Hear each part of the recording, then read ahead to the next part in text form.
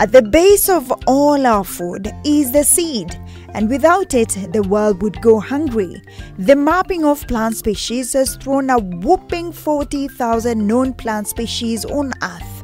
This is according to SourceTrace website. Seeds hold the power to regenerate species, promote biodiversity, and enable ecosystems to adapt to an ever-changing world. These are primary reasons why it's necessary to preserve the seed, and it is this need through which the concept of seed bank emerged.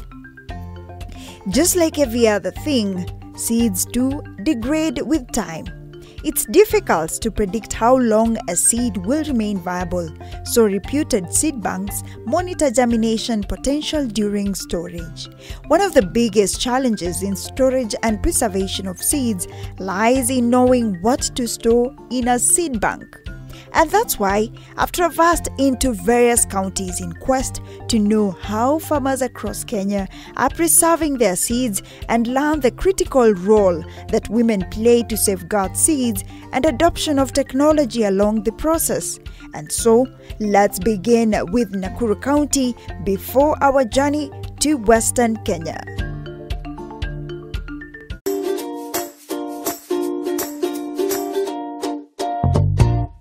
Hello, good morning, good afternoon, good evening from wherever you're watching us from. You're right on time for yet another exciting episode of Kilimo na Biashara show. So today, let me just take your mind just a little bit. Where does farming begin?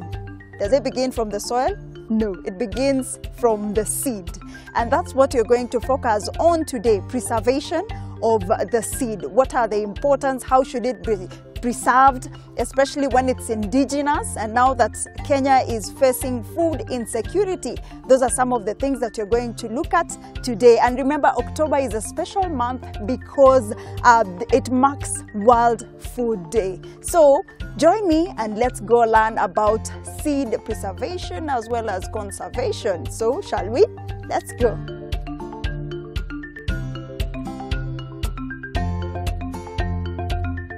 This is Seed Savers Network.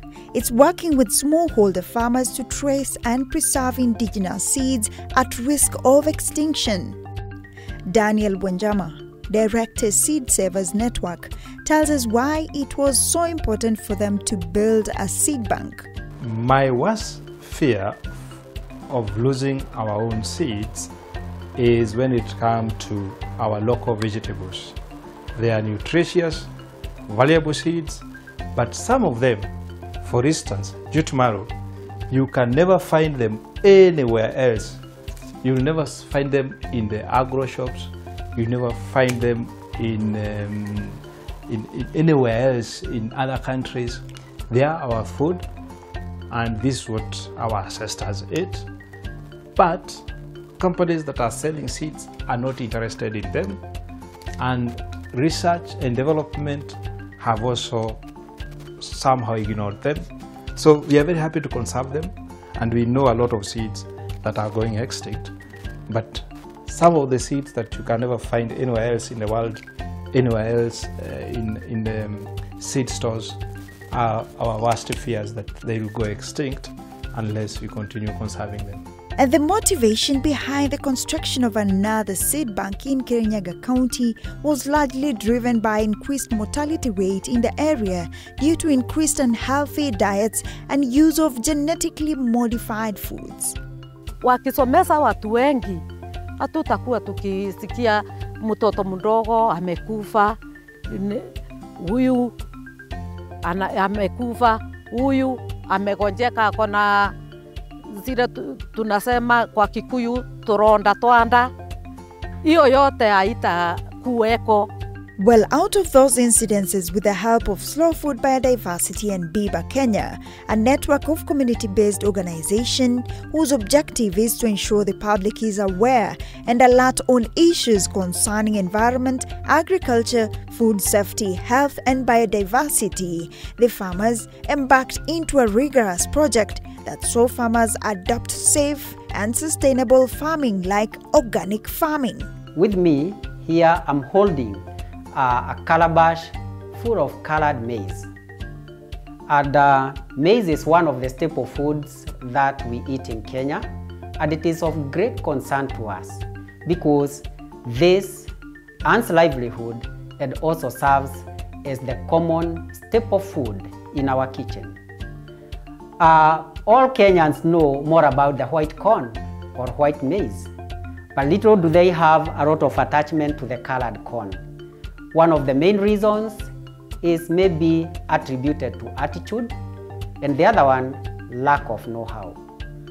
So I want to say maize and the way God created it is like the way I'm holding it here.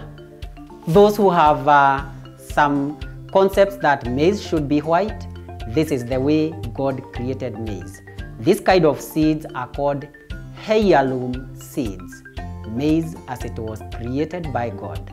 What we cultivate in our country is actually the certified seed, which is actually created by man through hybridization, meaning that the seeds that we get comes from a diversity of parents. Tunalimanga terere, tukalima sukuma, tukalima kunde, tukalima mboga, tukalima ndoma, na hiyo yote tunalima kilimo organic. Atuekangi fertilizer, tunaekanga fertilizer ya organic. Na tunalima hata spinach, tukalima murenda, tukalima spaghetti, tukalima hata maharagwe, mahindi, tukalima hiyo yote. Na tunaona faida yayo. Juu tangu tuajie kulima hiyo organic, hata tuendangi hospitali, ona tukunywangi mandawa, juu chakula zingine ni mandawa pia. Hata miogo tunalima, hata ngwase, hiyo yote tunalima, na mandisi yote tunalima organic. And in another region, agriculture is the major source of livelihood in Machakos County, employing about 73% of the population and contributing approximately 70% to the household incomes. However, climate change limits the development of the agricultural sector here. The community living around Mwanga area in Machakos County depends on this seed bank to protect their indigenous seeds. We normally plant the indigenous seeds because they persevere the climate. They persevere the climate, and if we do the GMO with this climate, they won't make it because the GMO needs a lot of rain. But these indigenous seeds, with a very low rain, you can just affect something to keep you going while waiting the long rain or the rain when God is going to give us the rain which we are expecting. So there is that challenge of planting the GMOs here. It's a problem. So we normally advocate to plant the indigenous seeds. Collins Chibole, Program Officer, GBAC, says with the increase in adoption of GM products in Kenya, there is need to look back and retrace our steps and learn about the effects of GMO in our health. The new generation coming in, they doesn't know. Even if you will find somebody who doesn't know there is a colored maize.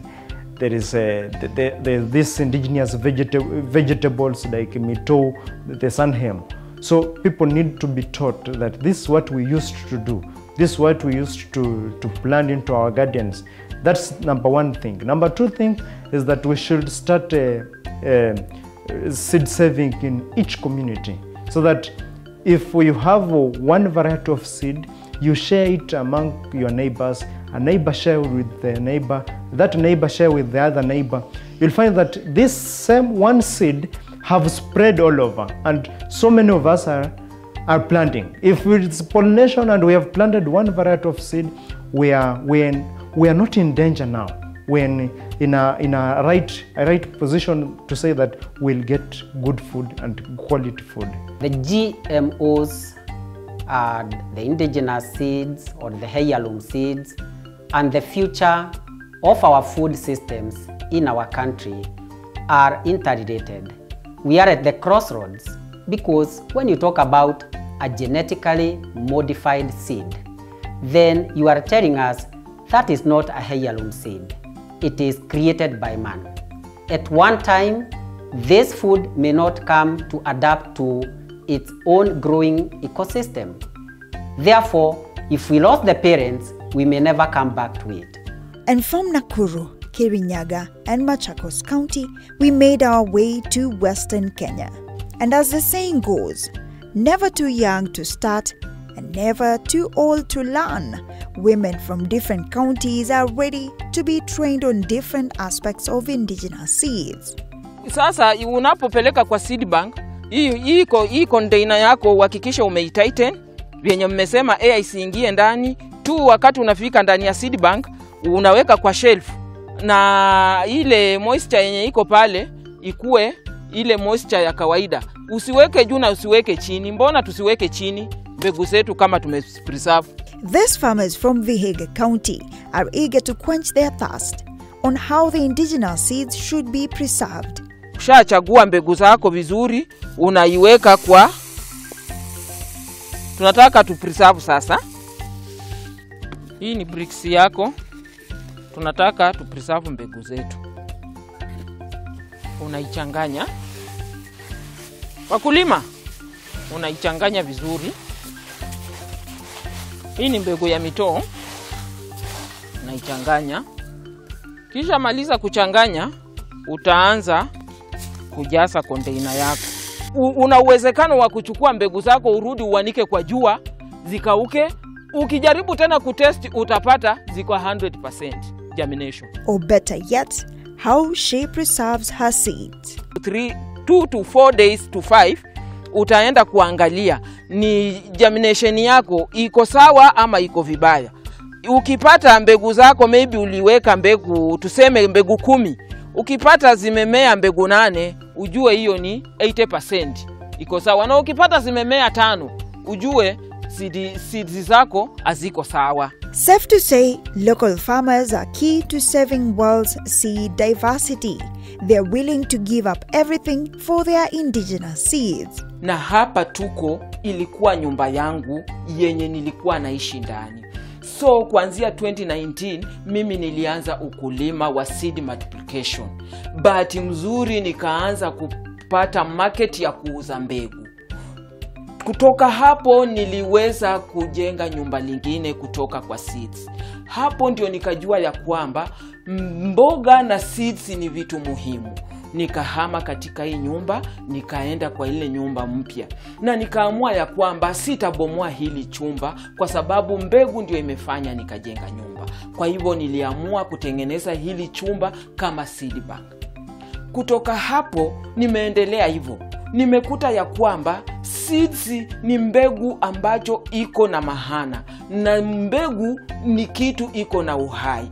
Unapoweka mbegu yako kwa seed bank, unajiwekea hakiba ya kesho. The knowledge about seed preservation will not end with this generation, as the next generation is already being trained to take up the responsibility. Niko na wamama 15, wazee 7, na niko na youth 5, na bado naendelea kurikuruti youth. Kwa maana sisi wamama miaka yetu inama, nguvu yetu inaendelea ikipungua. Kwa hivyo nataka naleta hiki kisasi cha sasa ndiposa waendeleze kilimo kinachostahili.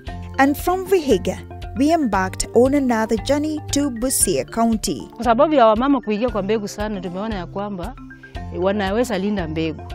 Na hii mbegu inaweza fika mahali kama sisi tuko hapa Musoma Village, Nyamsala sublocation, ama Butua subcounty. Hailstones hazijaribu kitu yoyote. Lakini waenda Siaya unapata hailstones zimeharibu kila kitu. Unajua wale watakimbilia pande kutafuta mbegu. Kwa hivyo mbegu zetu za mashambani haziwezi tosha. Huwa tunatafuta pia wale wakulima wenye wako nazo mzuri, tunaenda tunaangalia, tunaichukua, tunaweza kuja tunaihifadhi hiyo mbegu tena inafanya nini? Inasaidia sasa ku-revolve. Inakuwa mingi. Shall we go meet our farmer? You've already seen the seeds, how important they are, how to preserve it. Now we're in the farm. This is cassava.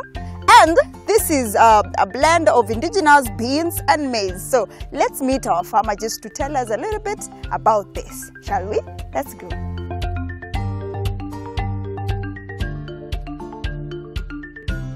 Cassava is a crucial food crop in the western region of Kenya, producing 60% of the country's production. Cassava has been described by cassava specialists as a classic food security crop because it offers a modest but secure harvest even in times of erratic rainfall. When other crops fail, it can grow on infertile soils. Beatrice says, as nutritious as it may be, it may also contain harmful components if consumed raw. Muhogo ukitaka kuweka mbegu, uking'oa muhogo, unarudisha tena hiyo kijiti yake. Ndio haitapotea. Unaendelea kupanda ukiendelea. Mbegu ukitaka kupanda muhogo, inafaa ujue unatoa wapi mbegu. Na mwenye anakupea mbegu pia anafaa kueleza hii ni ya kukula na hii si ya kukula, maana muhogo kuna hata sumu. Muhogo ukitaka kupanda lazima ujue unatoa wapi mbegu, na huyo mtu lazima akueleze pia ni mbegu gani, maana akikupea tu mbegu na hajakuambia hii inamaliza muda fulani, mtakufa. Beatrice and the rest of the farmers that we have visited have automatically been converted into specialists in the field. Kwa sababu wakati mtu akiwa na ugonjwa kama wa kansa, hata ambiwa aenda anunue mahindi ya kule. Atamwambia ukitumia mtama, utumie na mihogo. Hiyo sugar itashuka chini na itakusaidia. Wakati anatumia hiyo, anaona tumbo imefanya nini? Imetulia. Hii tena ni dawa. Hata unaweza chukua matawi yake uchemshe ndani ya chai na ukunywe. Inazuia homa. Tena inapoteza stress. Hata ukichukua tu kinusa inapoteza stress. Ukisikia kwa tumbo yako unasikia magonjwa iko saidi inakusumbua, piga mitro mboga yake, matawi yake, na usiweke chumvi. Pima glasi 2. Moja kunywa asubuhi, moja kunywa jioni. Ukiendelea kwa siku 3, utaona usikii chochote. Kule sucha yenyewe, chemsha maji, usiweke chumvi, kunywa glasi moja asubuhi, glasi moja jioni, glasi moja lunch. Sasa inasaidia wazee na wamama arthritis ya miguu.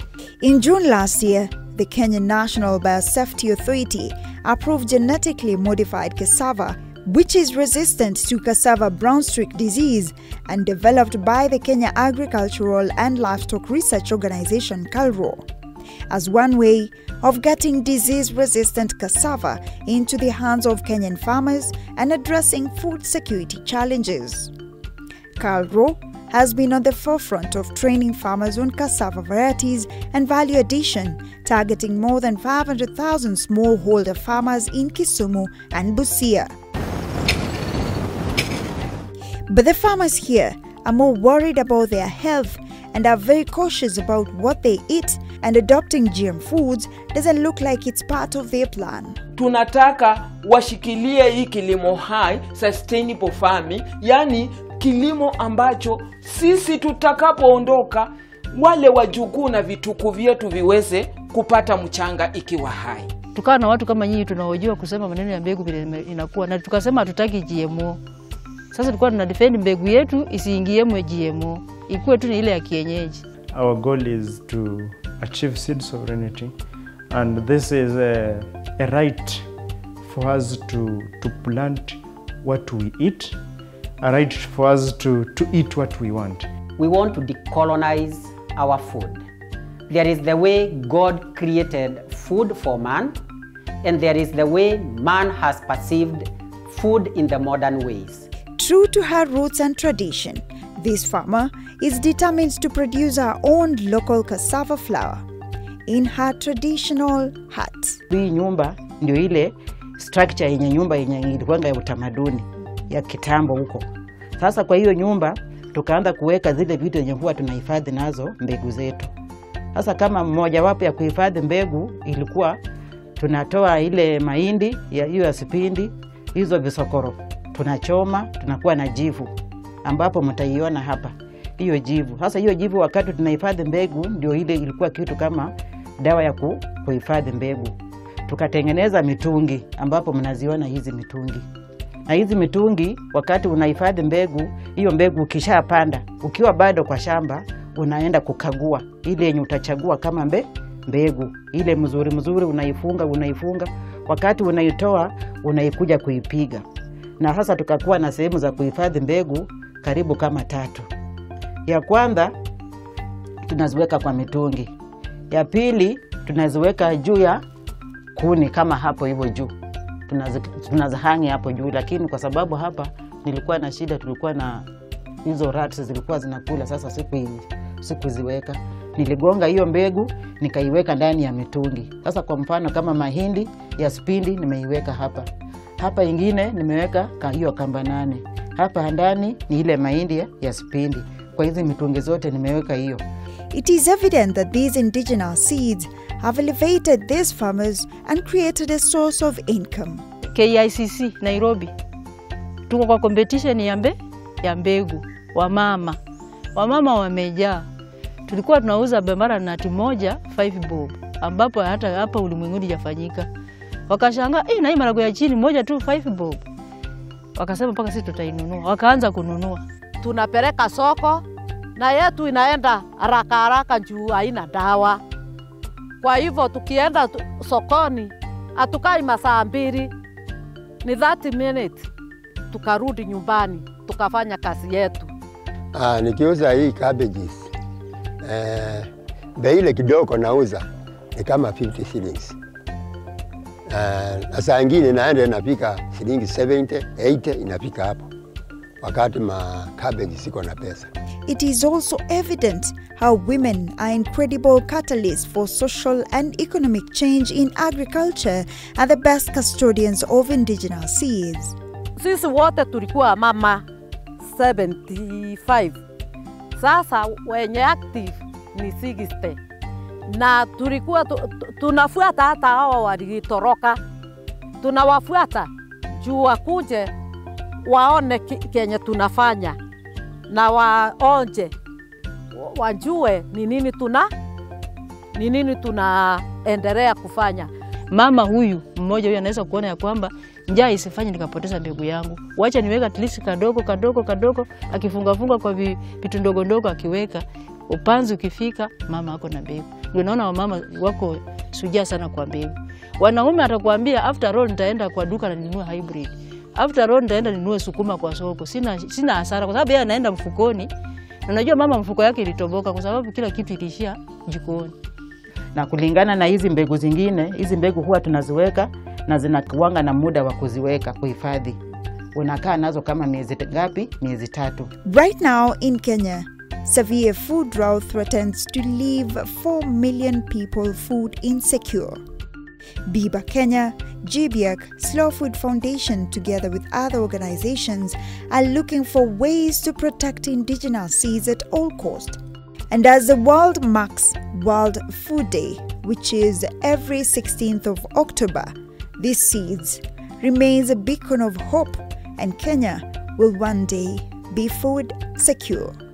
The demand for food is within ourselves and communities. The producer of this food is the farmer. He should be given that allowance to produce seeds and even exchange seeds with the other farmers so that we may actually have a sustainable way of producing food.